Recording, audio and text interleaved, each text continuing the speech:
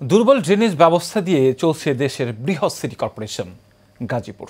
অরক্ষিতভাবে পড়ে আছে নগরীর গুরুত্বপূর্ণ সড়ক, মহাসড়কের পাশের ড্রেনগুলোও। এতে অল্প বৃষ্টিতেই তৈরি হচ্ছে জলাবদ্ধতা। প্রতিনিয়ত দুর্ঘটনার শিকার হচ্ছেন পথচারীরা। প্রতিনিধি সহকর্মী মোবারক হোসেন রনির তথ্য ছবিতে জানাচ্ছেন আনোয়ার রাজ।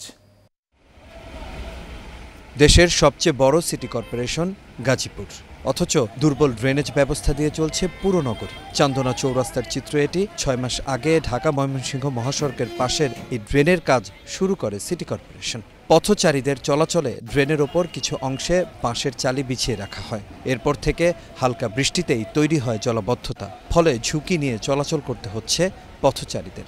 রাস্তাটা ভাঙার কারণে ঈদের আগে নাকি ভাঙছে, আমরা আসে দেখি সবই ভাঙা। অন্তত 200-400 লোকের অবস্থা খুবই খারাপ হয়ে গেছে। আর রাস্তাঘাটে চলাফেরার মানুষের খুবই অ্যাক্সিডেন্ট হয়, বৃষ্টি পানি হলে তো জমে শেষ হয়ে যায়। ব্যবসায়ীরা বলছেন, একদিকে তাদের ব্যবসার ক্ষতি হচ্ছে, অন্যদিকে প্রতিনিয়ত ঘটছে দুর্ঘটনা। আর সিটি কর্পোরেশনের এমন অরক্ষিত ড্রেনেজ ব্যবস্থাকে বিপজ্জনক বলছে নগরবাসী।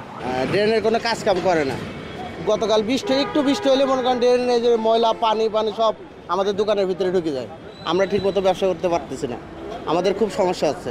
একদম ভালো ড্রেন দিক দা ভাঙ্গা থেকে চলে গেছে, কে ভাঙছে কারা ভাঙছে তা কয়ে পারি না। আমরা যে এই দোকানটা দেখেন 30,000 টাকা ভাড়া, দিন গেলে 1,000 টাকা ভাড়া দিতে মানুষ আসতে পারে না, যাইতে পারে না। আমাদের বেচা কেনা নাই, এগুলো হিমজিম খায় গেছে।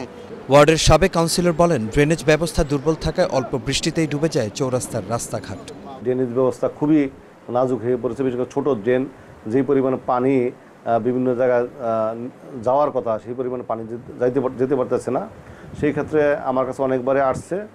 আমি আমার পক্ষ থেকে যতটুকু চেষ্টা করেছি। দুর্ঘটনার হাত থেকে রক্ষায় দ্রুত ড্রেন নির্মাণ কাজ শেষ করার দাবি নগরবাসীর। আনোয়ার রাজ, এশিয়ান টেলিভিশন।